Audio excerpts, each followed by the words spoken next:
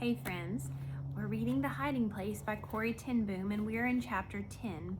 I'm going to attempt to pronounce this word. I'm not very good at this language, but it's Scheveningen. Scheveningen. I've practiced this a few times and I still don't think I have it right. But let's go ahead and get started with chapter 10. Outside Haarlem, the bus took the south road, paralleling the sea.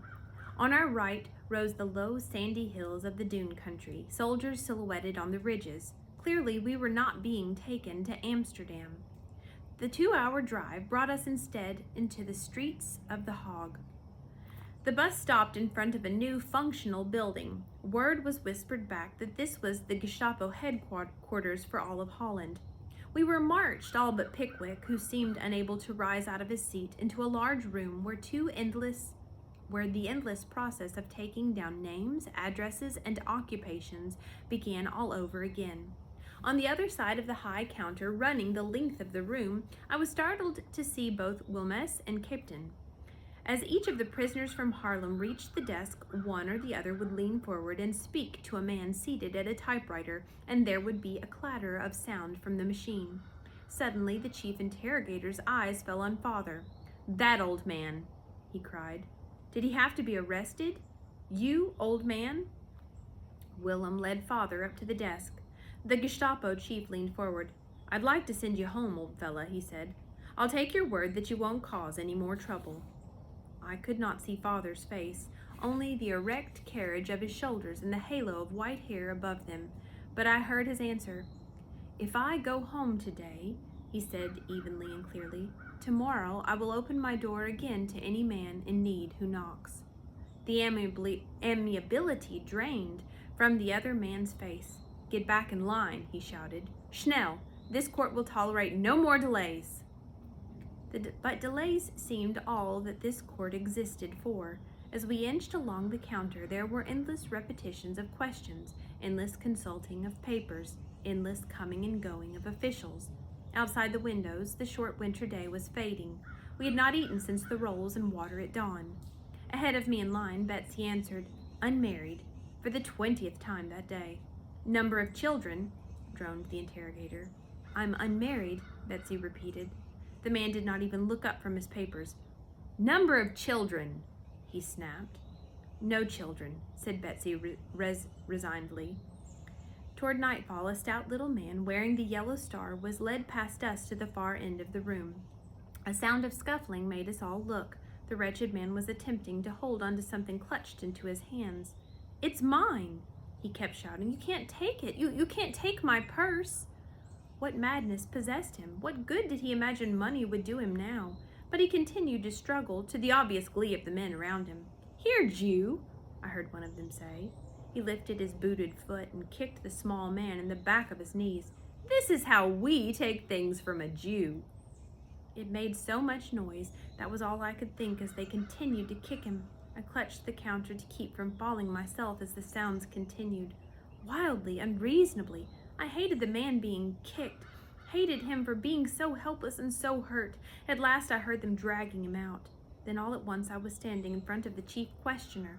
I looked up and met Captain's eyes just behind him. "This woman was the ringleader," he said. Through a turmoil inside me, I realized it was important for the other man to believe him. "What Captain says is true," I said. "These others, they know nothing about it. It was all my—" "Name?" the interrogator inquired imperturbably. "Cornelia Timboom, and I'm the—" "Age?" "52. The rest of these people had nothing to do." "Occupation?" "But I've told you a dozen times," I burst out in desperation. "Occupation," he repeated. It was dark night when we were marched at last out of the building. The green bus was gone. Instead, we made out the bulk of a large canvas-roofed army truck. Two soldiers had to lift Father over the tailgate. There was no sign of Pickwick. Father, Betsy, and I found places to sit on a narrow bench that ran around the sides. The truck had no springs and bounced roughly over the bomb-pitted streets of The Hague. I slipped my arm behind Father's back to keep him from striking the edge.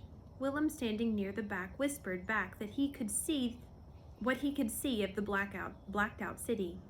We had left the downtown section and seemed to be headed west toward the suburb of Scheveningen. That was our destination then, the federal penitentiary named after this seaside town. The truck jerked to a halt. We heard a screech of iron.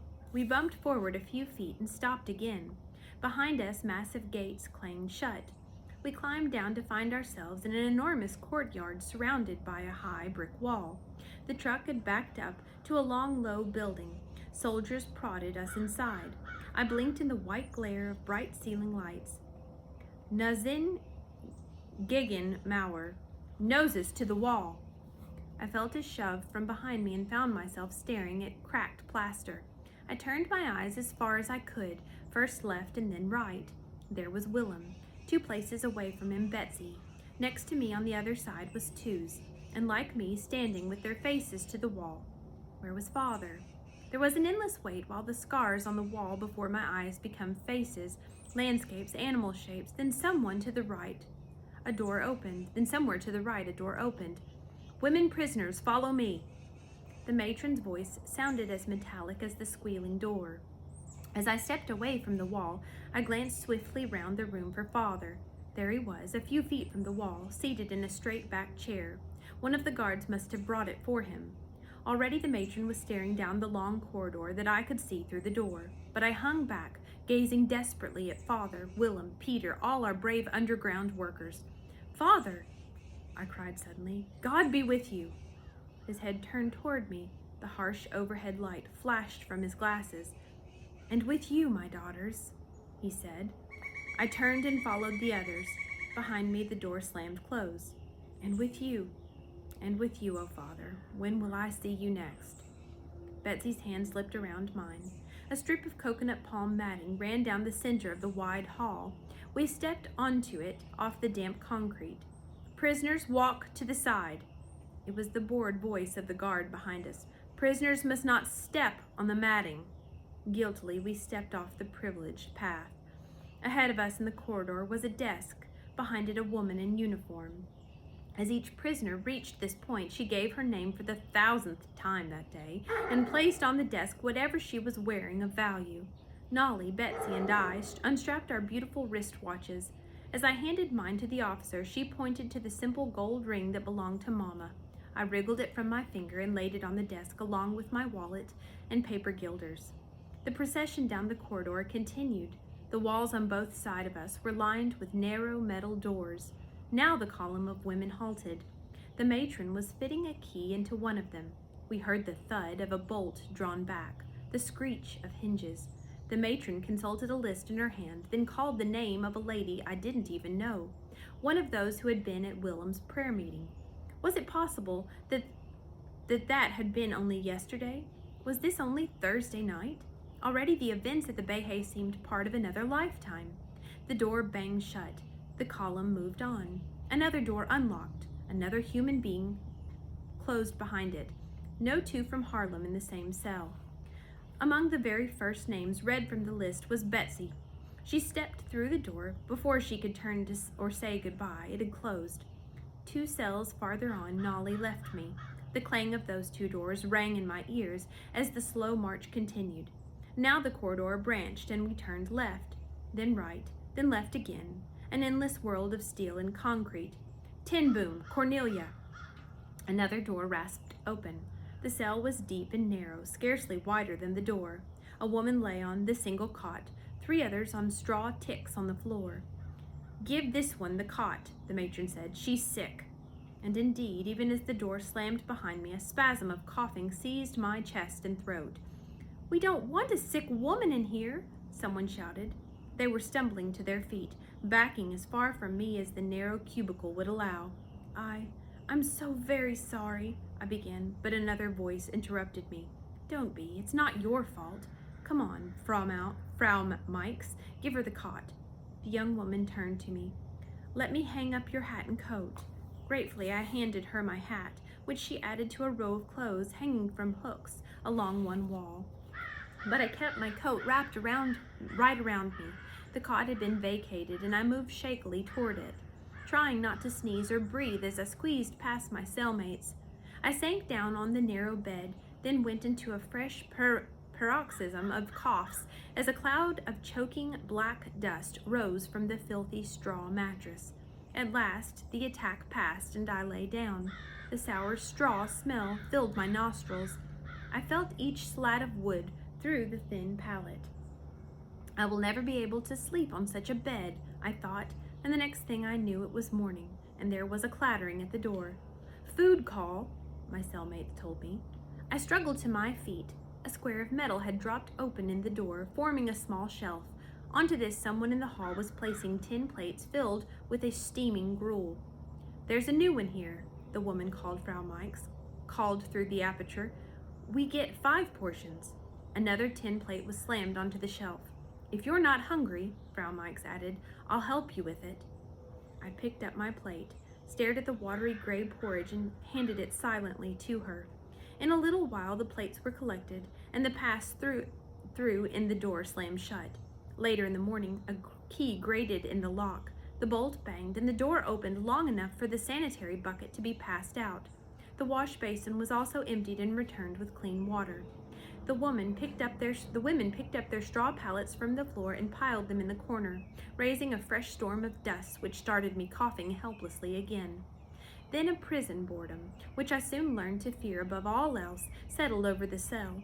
At first I attempted to relieve it by talking with the others, but though they were as courteous as people who can be, are living literally on top of one another, they turned aside my questions, and I never learned much about them.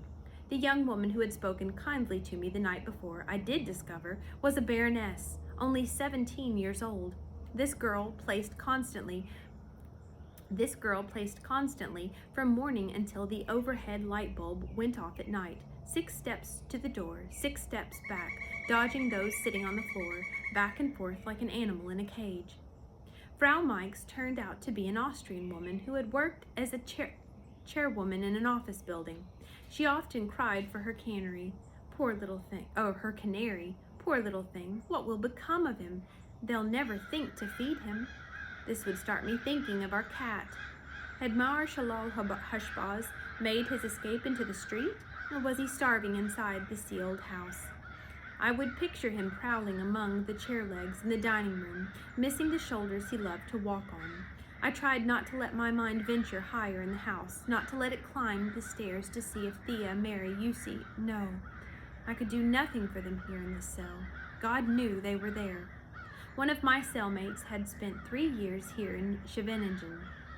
He could hear the rattle of the metal cart long before the rest of us, and tell by the footstep who was passing in the corridor. That's the trustee from medical supply. Someone's sick. This is the 4th time someone in 316 has gone for a hearing. Her world consisted of this cubicle and the corridor outside. And soon I began to see the wisdom of this narrowed vision, and why prisoners instinctively shied away from questions about their larger lives. For the next few days of my imprisonment, I stayed in a frenzy of anxiety about Father Betsy Willem Pickwick. Was Father able to eat this food? Was Betsy's blanket as thin as this one? But these thoughts led to such despair that I soon learned not to give in to them. In an effort to fix my mind on something, I asked Frau Mikes to teach me the card game that she played hour after hour. She'd made the cards herself with the squares of toilet paper that were issued 2 a day to each prisoner. All day she sat on a corner of the cot, endlessly laying them out in front of her and gathering them up again. I was a slow learner, since no cards of any kind had been played at the Behe. Now as I began to grasp the solitaire game, I wondered what Father's resistance to them had been. Surely nothing could be more innocent than this succession of shapes called clubs, spades, diamonds. But as days passed, I began to discover a subtle danger. When the cards went well, my spirits rose. It was an omen. Someone from Haarlem had been released. But if I lost, maybe someone was ill. The people in the secret room had been found. At last I had to stop playing. In any case, I was finding it hard to sit up so long.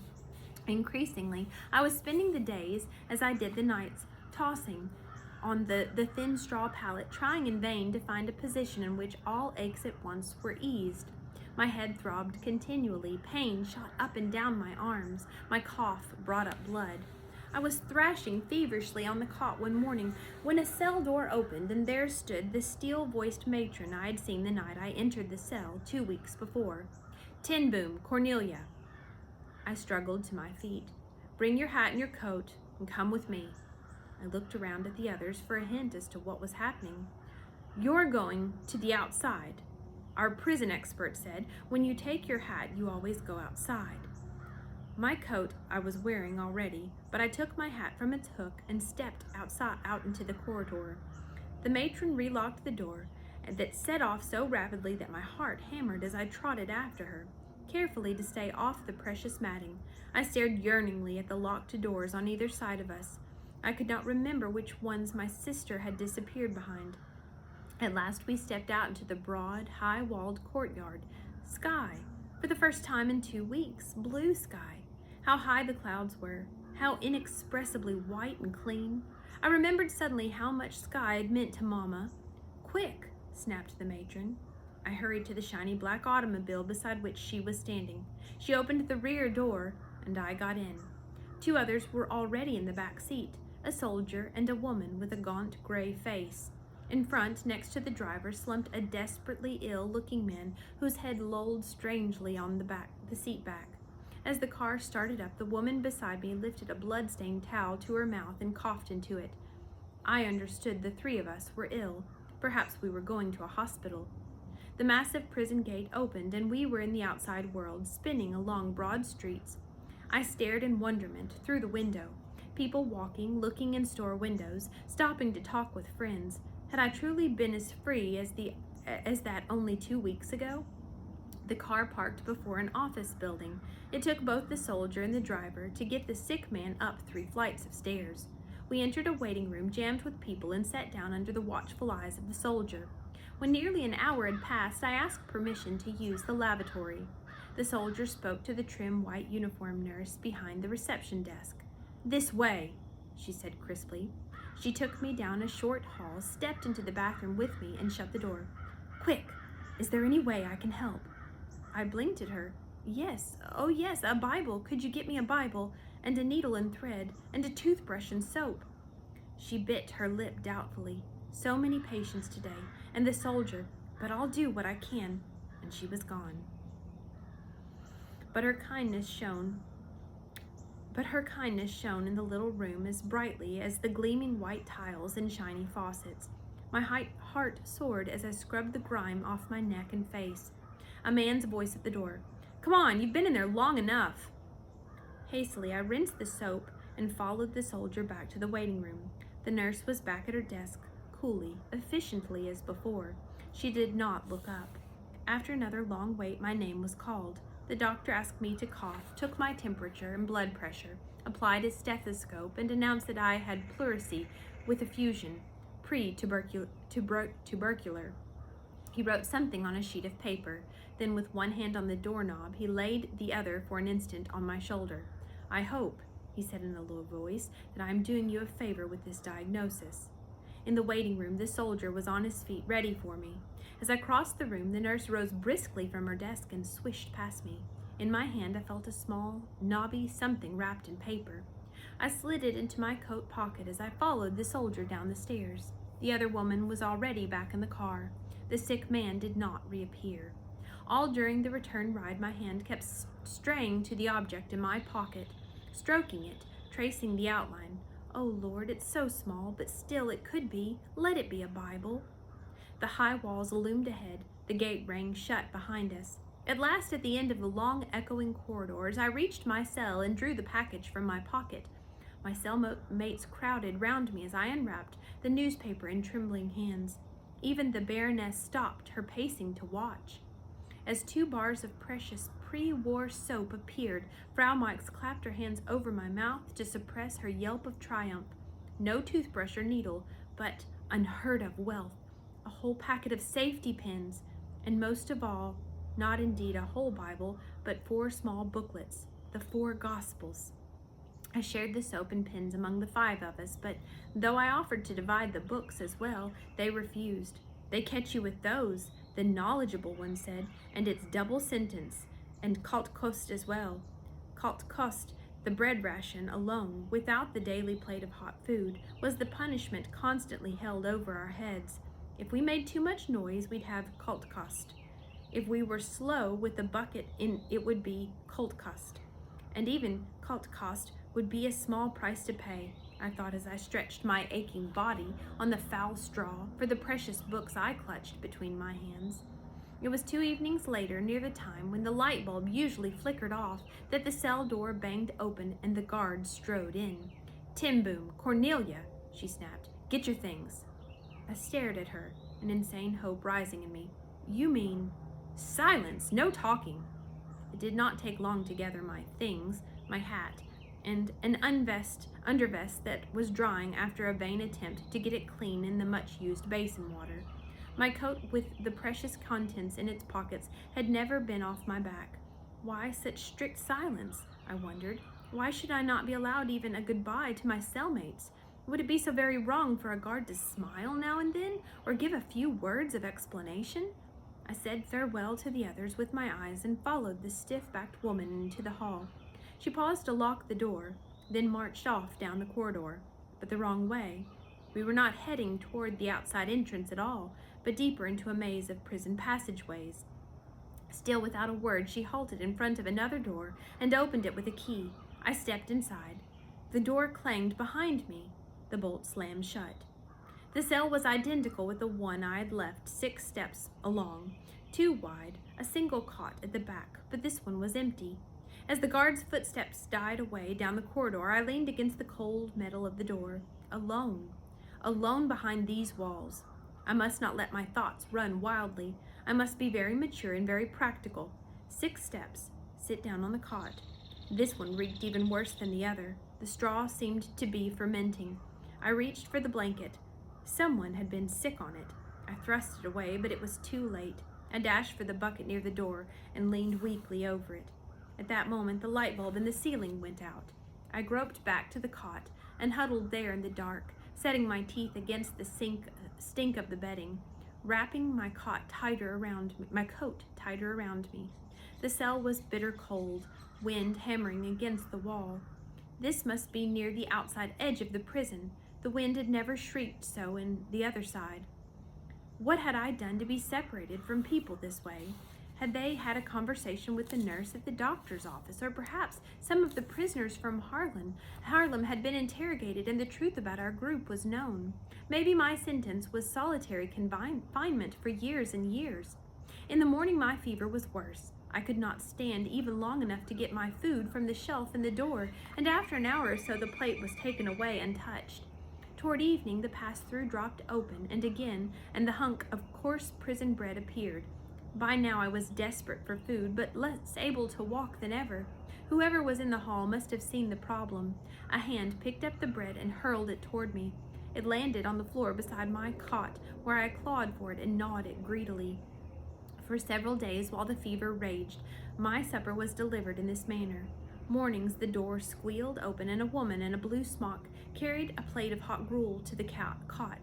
I was as starved for the sight of human face as for the food, and tried in a hoarse croak to start conversation, but the woman, obviously a fellow prisoner, would only shake her head with a fearful glance toward the hall.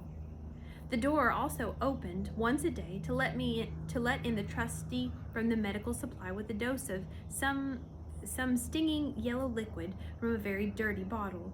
The first time he entered the cell, I clutched at his sleeve. "Please," I rasped. "Have you seen an 84-year-old man, white hair, long beard, Casper Tin Boom? You must have taken medicine to him." The man tugged loose. I don't know anything." The cell door slammed back against the wall, framing the guard. Solitary prisoners are not permitted to talk. If you say another word to one of the work-duty prisoners, it will be called cost for the duration of your sentence. And the door banged behind the 2 of them. This same trustee was also charged with recording my temperature each time he came. I had to take off my shirt and place the thermometer between my arm and the side of my body. It did not look to me like an accurate system. Sure enough, by the end of the week, an irritable voice came through the food slot. "Get up and get the food yourself. Your fever's gone. You won't be waited on again." I felt sure that the fever had gone, but there was nothing for it. but to creep trembling to the door for my plate. When I replaced it, I would lie down again on my smelly straw, steeling myself for the bawling out I knew would come. Look at the great lady back in bed again. Are you going to lie there all day long? Why, lying down was such a crime I could never understand, nor indeed what one was supposed to accomplish if one got up. Thoughts, now that I was alone, were a bigger problem than ever. I could no longer even pray for family and friends by name, so great was the fear and longing wrapped round each one. Those I love, Lord, I would say, you know them, you see them, oh, bless them all. Thoughts were enemies. That prison bag, how many times I opened it in my mind and pawed through all the things I had left behind. A fresh blouse, aspirin, a whole bottle of them. Toothpaste was a kind of pepperminty taste, and then I would catch myself. How ridiculous such thoughts! If I had come to do it again, would I really put those little personal comforts ahead of human lives? Of course not. But in the dark nights, as the wind howled and the fever pulsed, I would draw that bag out of some dark corner of my mind and root through it once again. A towel to lay on this scratchy straw, an aspirin. In only one way this new cell an improvement over the first one. It had a window. Seven iron bars ran across it, 4 bars up and down. It was high in the wall, much too high to look out of, but through those 28 squares I could see the sky. All day I kept my eyes fixed on that bit of heaven. Sometimes clouds moved across the squares, white or pink or edged with gold, and when the wind was from the west I could hear the sea. Best of all, for nearly an hour each day, gradually lengthening as the spring sun rose higher, a shaft of checkered light streamed into the dark little room. As the weather turned warmer and I grew stronger, I would stand up to catch the sunshine on my face and chest, moving along the wall with the moving light, climbing at last onto the cot to stand on tiptoe in the final rays. As my health returned, I was able to use my eyes longer. I had been sustaining myself from the scripture, a verse at a time. Now, like a starved man, I gulped entire gospels at a reading, seeing whole the magnificent drama of salvation. As I did, an incredible thought prickled the back of my neck. Was it possible that all of this that seemed so wasteful and so needless, this war, Scheveningen prison, this very cell, none of it was unforeseen or accidental? Could it be part of the pattern first revealed in the Gospels? Hadn't Jesus, and here my reading became intent indeed, hadn't Jesus been defeated as utterly and unarguably as our little group and our small plans had been? But if the Gospels were truly the pattern of God's activity, then defeat was only the beginning. I would look around at the bare little cell and wonder what conceivable victory would come from a place like this. The prison expert in the first cell had taught me to make a kind of knife by rubbing a corset stay against the rough cement floor. It seemed to me strangely important not to lose track of time, and so with a sharp-boned stay I scratched a calendar on the wall behind the cot. As each long, featureless day crawled to a close, I checked off another square. I also started a record of special dates beneath the calendar. February 28, 1944, arrest. February 29, 1944, transport to Scheveningen. March 16, 1944, beginning of solitary. And now, a new date, April 15, 1944, my birthday in prison. A birthday had to mean a party, but I searched in vain for a single cheerful object. At least in the other cell there had been bright bits of clothing, the Baroness's red hat, Frau Mike's yellow blouse. How I regretted now my own lack of taste in clothes. At least I would have a song at my party. I chose one about the Bridge of Haarlem tree. She would be in full bloom now. The child's song brought it all close, the bursting branches, the petals raining like snow on the brick sidewalk. Quiet in there! A volley of blows sounded on my iron door. Solitary prisoners are to keep silent. I sat on the cot, opened the Gospel of John, and read until the ache in my heart went away. 2 days after my birthday, I was taken for the first time to the big, echoing shower room. A grim-faced guard marched beside me, her scowl forbidding me to take pleasure in the expedition, but nothing could dim the wonder of stepping into that wide corridor after so many weeks of close confinement. At the door to the shower room, several women were waiting. Even in the strict silence, this human closeness was joy and strength. I scanned the faces of those coming out, but neither Betsy nor Nolly was there, nor anyone else from Harlem. And yet I thought, they are all my sisters. How rich is anyone who can simply see human faces? The shower too was glorious. Warm, clear water over my festering skin, streams of water through my matted hair. I went back to my cell with a new resolve. The next time I was permitted a shower, I would take with me 3 of my Gospels. Solitary was teaching me that it was not possible to be rich alone, and I was not alone much longer. In my solitary cell came a small, busy black ant. I had almost put my foot where he was one morning as I carried my bucket to the door when I realized the honor of being done me. I crouched down and admired the marvelous design of his legs and body. I apologized for my size and promised I would not so thoughtlessly stride about again. After a while he disappeared through a crack in the floor, but when my evening piece of bread appeared on the door shelf, I scattered some crumbs, and to my joy he popped out almost at once. He picked up a heroic piece, struggled down the hole with it, and came back for more. It was the beginning of a relationship. Now, in addition to the daily visit of the sun, I had the company of this brave and handsome guest. In fact, soon of a whole small committee. If I wasn't washing out my clothes in the basin or sharpening the point of my homemade knife when the ants appeared, I stopped at once to give them my full attention. It would have been unthinkable to squander 2 activities on the same bit of time. One evening, as I was crossing another long day from the calendar scratched on my wall, I heard shouts far down the corridor. They were answered closer by. Now noisy voices came from every direction. How unusual for the prisoners to be making a racket. Where were the guards? The shelf in my door had not been closed since the bread came 2 hours ago. I pressed my ear to it and listened, but it was hard to make sense of the tumult outside. Names were being passed from cell to cell. People were singing, others pounding on their doors. The guards must all be away. Please, let's be quiet, a voice nearby pleaded. Let's use this time before they get back. What's happening? I cried through an open slot. Where are the guards? At the party, the same voice answered me. It's Hitler's birthday. Then these must be their own names, people were shouting down the corridor. This was our chance to tell where we were to get information. I'm Corrie ten Boom, I called through the food shelf. My whole family is here somewhere. Oh, has anyone seen Casper ten Boom, Betsy ten Boom, Nolly van Werden, Willem ten Boom? I shouted names until I was hoarse and heard them repeated from mouth to mouth down the long corridor. I passed names too, to the right and left, as we worked out a kind of system. After a while, answers began to filter back. Mrs. van der Elst is in cell 228. Petje's arm is much better. Some of the messages I could hardly bear to relay. The hearing was very bad. He sits in the cell without speaking. To my husband Just, our baby died last week.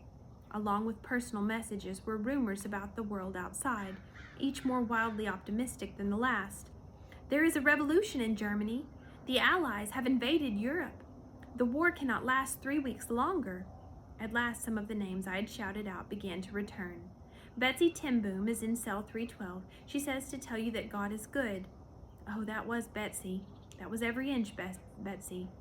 Then, Nolly van Werden was in 318, but she was released more than a month ago.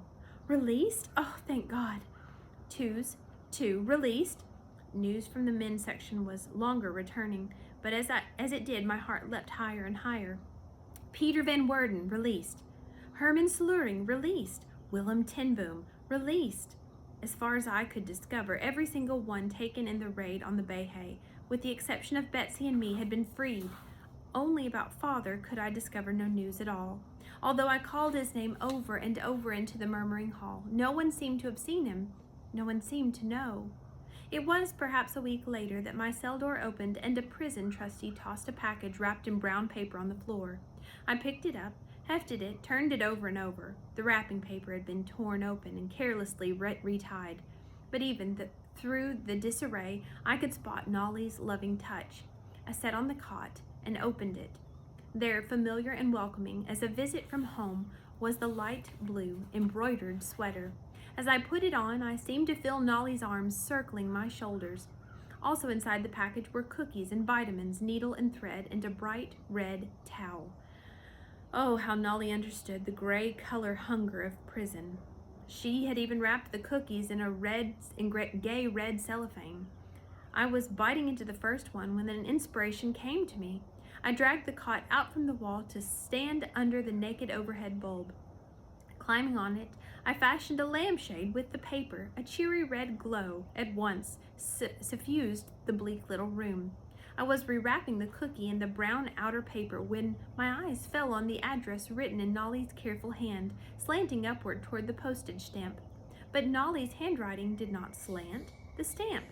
Hadn't a message once come to the Behe under a stamp, penciled in the tiny square beneath? Laughing at my own overwrought imagination, I moistened the paper in the basin water and worked the stamp gently free. Words! There was definitely writing there, but so tiny I had to climb again to the cot and hold the paper close to the shaded bulb. All the watches in your closet are safe. Safe. Ah, then Yusi and Henk and Mary, and they got out of the secret room. They escaped. They were free. I burst into racking sobs, then heard heavy footsteps bearing down the corridor. Hastily, I jumped down from the cot and shoved it back to the wall. The pass-through clattered open. What's that commotion in there? It's nothing. I won't do it again. The slot in the door snapped shut. How had they managed it? How had they got past the soldiers? Never mind, dear Lord, you were there, and that was all that mattered. The cell door opened to let in a German officer, followed by the head matron herself. My eyes ran hungrily over the well-pressed uniform with its rows of brilliant-colored battle ribbons. Miss Ten Boom, the officer began in excellent Dutch, I have a few questions I believe you can help me with. The matron was carrying a small stool, which she leapt to set down for the officer. I stared at her. Was this obsequious creature the terrible-voiced terror of the women's wing? The officer sat down, motioning me to take the cot. There was something in that gesture that belonged to the world outside the prison. As he took out a small notebook, he began to read names from it, and I was suddenly conscious of my rumpled clothes, my long, ragged fingernails. To my relief, I honestly did not know any of the names he read. Now I understood the wisdom of the ubiquitous Mr. Smith. The officer stood up. Will you be feeling well enough to come for your hearing soon? Again, that ordinary human manner. Yes, I hope so. The officer stepped out into the hall. The matron saw, bobbing and scurrying after him with the stool. It was the 3rd of May. I was sitting on my cot sewing. Since Nolly's package had been delivered, I had a wonderful new occupation. One by one, I was pulling the threads from the red towel, and with them embroidering bright figures on the pajamas that I had only recently stopped wearing beneath my clothes.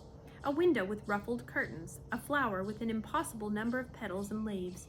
I had just started work on the head of a cat over the right pocket when the food shelf in the door banged open and shut with a single motion. There on the floor of the cell lay a letter. I dropped the pajamas and sprang forward. Nolly's writing. Why should my hand tremble as I picked it up? The letter had been opened by the censors, held by them too. The postmark was over a week old, but it was a letter from home, the very first one. Why this sudden fear? I unfolded the paper. Corrie, can you be very brave? No, I couldn't be brave. I forced my eyes to read on. I have news that is very hard to write you. Father survived his arrest by only 10 days. He is now with the Lord. I stood with the paper between my hands so long that the daily shaft of sunlight entered the cell and fell upon it. Father? Father. The letter glittered in the crisscross light as I read the rest. Nolly had no details, not how or where he had died, not even where he was buried. Footsteps were passing on the coconut matting. I ran to the door and pressed my face to the closed passage through. Please, oh please. The steps stopped. The shelf dropped open. What's the matter? Please. I've had bad news. Oh, please don't go away. Wait a minute. The footsteps retreated, then returned with a jangle of keys. The cell door opened. Here. The young woman handed me a pill with a glass of water. It's a sedative.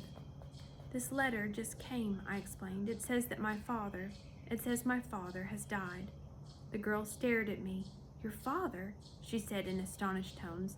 I realized how very old and decrepit I must look to this young person. She stood in the doorway a while, obviously embarrassed at my tears. "Whatever happens," she said at last, "you brought it on yourself by breaking the laws." "Dear Jesus," I whispered as the door slammed and her footsteps died away, "how foolish of me to have called for human help when you are here. To think that Father sees you now, face to face, to think that he and Mama are together again, walking those bright streets." I pulled the cot from the wall and below the calendar scratched another date. March 9th, 1944. Father released.